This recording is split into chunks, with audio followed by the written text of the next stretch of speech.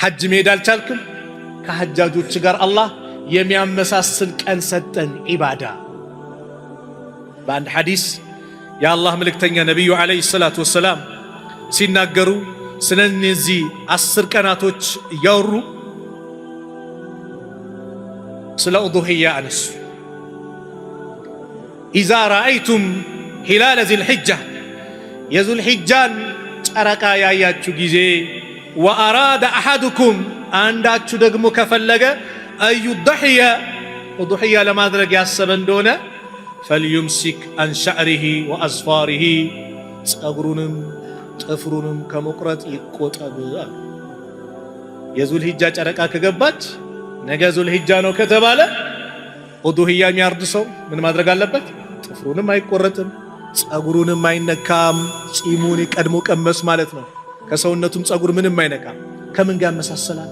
ሁጃጆች ልክ ኢሕራም ለብሰው ለበይከ ዑምረተን ሲሉ ዑምራ ለማድረግ ለበይከ ሐጀን ብለው ሐጅ ለማድረግ ሲነይቱ ከዛ ሰዓት ጀምሮ 8ኛ ቀን የውሙ ተርዊያ ላይ ኢሕራሙን ያደርጋሉ።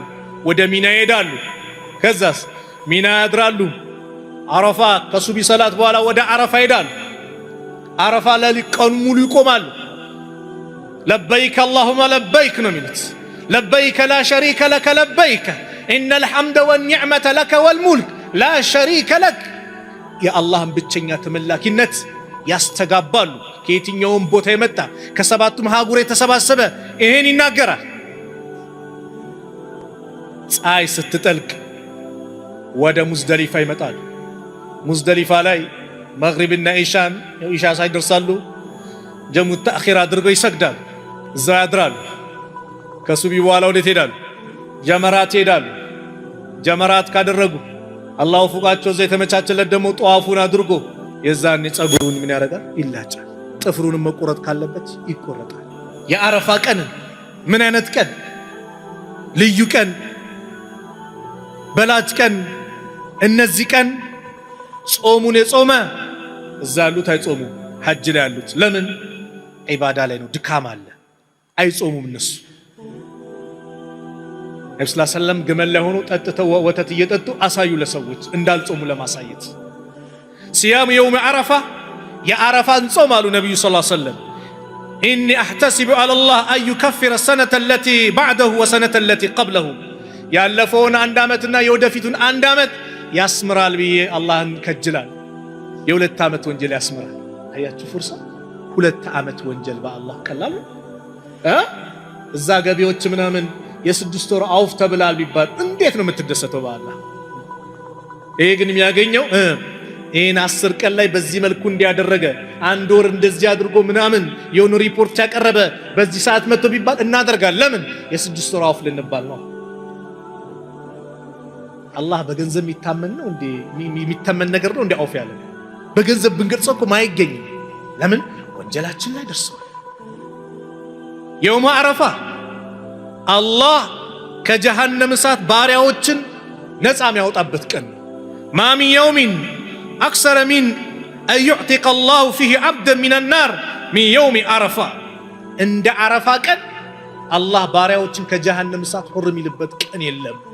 አላህ ከነሱ እንዲያደርግ ያ ረብ ነፃ አውጣኝ ብለን ዱዓ የምናደርግበት ነው። የውም ዓረፋ ምን ተባለ? ሌላ ከዱዓዎች ሁሉ በላጩ ዱዓ የውም ዓረፋ ነው አሉ ነቢዩ ሰለላሁ ዐለይሂ ወሰለም። ኸይሩ ዱዓኢ ከዱዓዎች ሁሉ ልዩ ዱዓ በላጩ ዱዓ ዱዓኡ የውም ዓረፋ የዓረፋ ቀን ዱዓ ነው አሉ። ወኸይሩ ማ ቁልቱ አነ ወነቢዩነ ሚን ቀብሊ እኔም ከኔ በስተፊት የነበሩ ነቢያቶች ካለው ነገር የተሻለ ኸይር ነገር ላ ኢላሃ ኢላላህ ወህደሁ ላ ሸሪከ ለህ ለሁል ሙልኩ ወለሁል ሐምዱ ወሁወ አላ ኩል ሸይን ቀዲር። ሱብሓነላህ። የመቼ? የውም ዓረፋ ቀን 9ኛው ቀን የዙልሂጃ 9ኛው ቀን ነገ ዒድ ነው ሊባል ቀን ማለት ነው። 9ኛው ቀን ከዱዓዎች ሁሉ ልዩ ዱዓ ያ ቀን ነው ተብሏል። ታዲያ ሀጃ የለም? ስንት ሀጃ አለብህ? ለማግባት ፈልገህ ያልተሳካህ፣ ልጅ ፈልገህ የዘገየብህ፣ ያ ረብ በላ በየቂን አድርጓ አላህን ለምኗ። አላህ አያሳፍርም ወላሂ። ስለዚህ ዱዓ የምናደርግበት ነው። ሁሌም ዱዓ ማድረግ አለብን። ያን ቀን ደግሞ በልዩ ሁኔታ ያ ረብ እንበል። ዚክር ከምናበዛበት አንዱ ይብዛ ምኑ ላኢላሃ ኢላላህ። ሱብሓነላህ ላኢላሃ ኢላላህ። ይሄን ስለኔ አንድ ወንድም ታክሲ ላገኘኝና አንድ የሌላ እምነት ተከታይ እቺን ቃል በአንድ ወቅት የሆነች መስጊድ ላይ ስለ አረፋ እያወራ ይሄን ላኢላሃ ኢላላህ የሚለውን ተነተንከው አለኝ። እና አንድ የሌላ እምነት ተከታይ ቲክቶክ ላይ ያገኘውና በዚህ ሂዳያ ያገኘ እስልምናን ተቀበለኛው እጅ ላይ አለ። ሱብሓነላህ ላ የለም ኢላህ አምላክ ኢላላህ ማን ሲቀር አላህ ሲቀር ዋህደሁ ብቸኛ ላ ሸሪከ ለሁ ለሱ አጋር የለው ሊሰገድ ሊጎበደል ሊታረድለት የሚገባ አምልኮ ሊገባ የሚገባ ከአላህ ውጭ ማንም የለም። ላ ሸሪከ ለሁ ለሁል ሙልክ ንግስናም ለሱ ነው። ወለሁል ሐምድ ምስጋናም ለርሱ ነው። ወሁወ እሱ አላህ አላ ኩል ሸይን ቀዲር በማንኛውም ነገር ቻይ የሆነ ጌታ ነው። ምንም ማያቅተው ሁሉንም ነገር የሚፈጽም አድራጊ የሆነ ጌታ። ይህን ዚክር የምናበዛበት ሐጅ ላይ ነው ወንድሞች። ከየትኛውም ዓለም የተሰባሰቡ አይኔ በአገሬ ቋንቋ የሆነ ነገር ልበል አይደል? ምንድነው የሚያስተጋባው? ለበይክ አላሁመ ለበይክ ለበይክ ላ ሸሪከ ለከ ለበይክ ኢነል ሐምደ ወኒዕመተ ለከ ወልሙልክ ነው የሚለው። ለምን እዛ ቦታ ላይ ሄዶ የሚያጅበው እኮ ሽርክ ላይ የወደቀ ሰው ሄዶ ስለሚለምነው ስለ ሽርክ አውራ። ለምን ሐጁ ይሄ ነው ተብሎ መስፈርት መጥቶለታል። በዛ መስፈርት በዛ አካሄድ በተሰጠው መመሪያ መሰረት ብቻ ይጓዛል። ሱብሃንአላህ። ለዚህ ነው ሐጅን በስነ ስርዓቱ ዋጅባቶችን ተወጥቶ ከሙሐረማት ነገሮች ርቆ ሐጅ አድርጎ የመጣ ደሞዙ ዱንያ ላይ አይተመንም። ምንድነው ደሞዙ? አልሐጁል መብሩር ለይሰ ለሁ ጀዛኡን ኢላል ጀና። ከጀነት ውጭ ሌላ ሽልማት የለውም። ረፈስ የሌለው ፊስቅ የሌለው ስሜት ቀስቃሽ ንግር ሰውን ያልበደለ ያልተሳደበ በዚህ መልኩ ሐጅ አድርጎ የመጣ ረጃአ ከየውመ ወለደቱ እሙሁ እናቱ እንደወለደችው ቀን ሆኖ ይመለሳል። ታጥቦ ንጹህ ሆኖ አዲስ ሆኖ ይመጣል።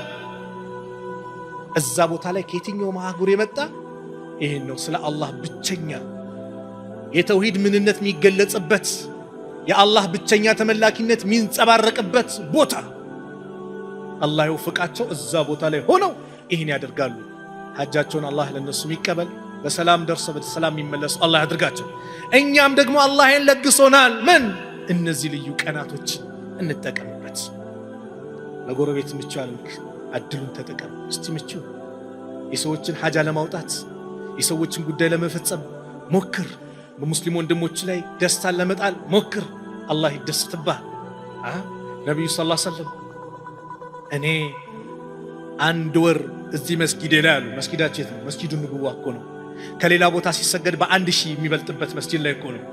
አንድ ወር ኢዕቲካፍ ከምቀመጥ የወንድሜን ሐጃ ባወጣ እሱ ለኔ የተሻለ ነው ነብዩ ያሉት። ታዲያ ወንድሞች እስቲ ዒድ ሊመጣ ነው ይባላል ሲጨናነቁ አስደስታቸው። አባት የሞተባቸው አሉ፣ የቲም የሆኑ አሉ። አባታችን ቢኖር እኛ ጋር የሚታረድ ነበር ብለው ሊያለቅሱ አይገባም። አባታችን ቢኖር እኛም አዲስ ልብስ እንለብስ ነበር ብለው ሊያዝኑ አይገባም። አስደስታቸው። አላህ ይደሰትብሃል። ወላሂ አላህ ይደሰትብሃል። የእነሱንም ባጥረክ ቀልብ እንዲረጥብ ከፈለክ አሉ ነብዩ ሰለላሁ ዐለይሂ ወሰለም የየቲምን አናት አብሳሉ። ሱብሃንአላህ አብስ ምን ይሆናል? ቀልብ ይረጥባል። ያበላስ ታዲያ ያጠጣስ ታዲያ ያለበሰስ ምን ደረጃው ታዲያ አስቡት። ሱብሃንአላህ ነገ ምን ልጆቼን ትቼ ሄዳለሁ ብዬ በማሰብ ሌሎችን እንደዛው እናስብ። ደስታ እናስገባ። አላህ ቤት ውስጥ ደስታ ያስገባል።